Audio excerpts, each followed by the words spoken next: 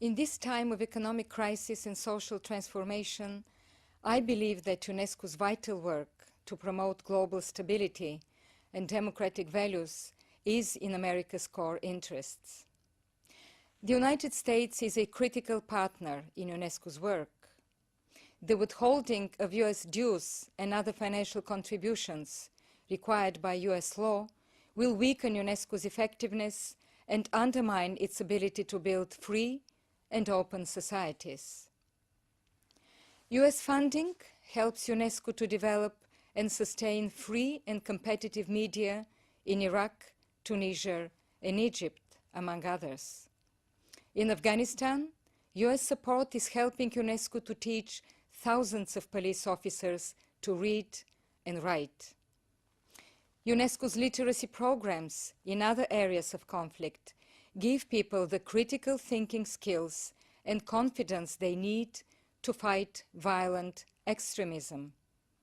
To sustain the democratic spirit of the Arab Spring, UNESCO is training journalists to cover elections objectively.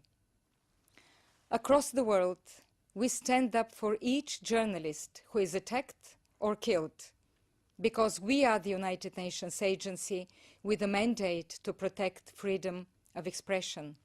In Washington, earlier this year, I awarded the UNESCO World Press Freedom Prize to an imprisoned Iranian journalist, Ahmad Zaidabadi.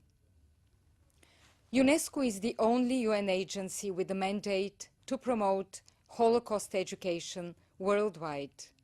Using funding provided by the United States and Israel, UNESCO is developing curricula to ensure that the Holocaust is never forgotten.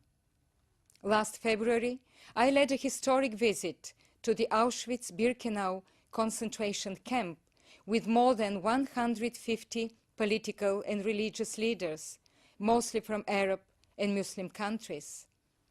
I still recall the words of Dr. Mustafa Ceric, Grand Mufti of Bosnia, who said, "We must teach our young people in mosques, churches, and synagogues what happened here."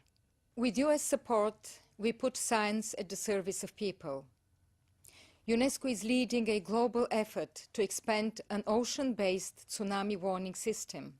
This system saved tens of thousands of lives when a tsunami hit Japan.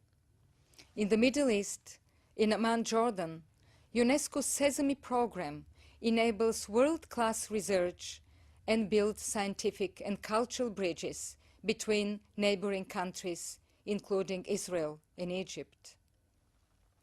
The US government recognizes the value of all this work.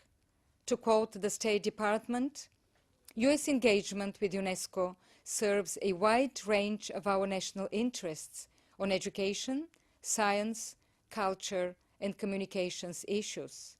We will work with Congress to ensure that US interests and influence are preserved. UNESCO is encouraged that the United States will maintain its membership in the organization and hopes that a resolution to the funding issue will ultimately be identified. Until that happens, it will be impossible for us to maintain our current level of activity. The announced withholding of US dues owed for 2011 will immediately affect our ability to deliver programs in critical areas, achieving universal education, supporting new democracies, and fighting extremism. So, I call on the US administration, Congress, and the American people to find a way forward and continue support for UNESCO in these turbulent times.